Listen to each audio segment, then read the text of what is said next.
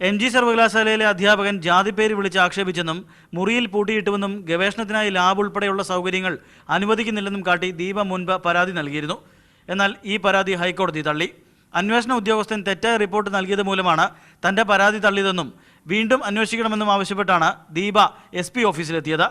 എന്നാൽ ദീപയുടെ പരാതി സ്വീകരിക്കാൻ SP തയ്യാറായില്ലെന്ന് സുഹൃത്തുക്കൾ പറയുന്നു. SP-ക്ക് പരാതി കൊടുക്കാനായിട്ട് വന്നപ്പോൾ അവിടെ നിന്ന് ദീപയെ വലിച്ചഴിച്ചുകൊണ്ടുവന്ന് ഈസ്റ്റ് പോലീസ് സ്റ്റേഷൻ്റെ ഉള്ളിലേക്ക് കയറ്റി അവിടെ ഇവർ എന്തൊക്കെയോ കാര്യങ്ങൾ കുറേ സമയം സംസാരിക്കുകയും ചെയ്തു. അപ്പോൾ ഞങ്ങളെ കാണണമെന്ന് പറഞ്ഞുകൊണ്ട് വെളിയിലേക്ക് ദീപവും ഞങ്ങൾ തള്ളി വെളിയിൽ ഇറക്കി അതിനുശേഷം വീണ്ടും ദീപയെ പിടിച്ച് വലിച്ചഴിച്ചുകൊണ്ട് ഇതിൻ്റെ ഉള്ളിലേക്ക് പോവുകയാണ് ചെയ്തത്. സംഭവം SP-യെ കണ്ട് പരാതി നൽകാതെ മടങ്ങില്ലെന്ന് പറഞ്ഞ് പ്രതിഷേധിച്ച ദീപയെ പോലീസ് നീക്കം ചെയ്യുകയായിരുന്നു.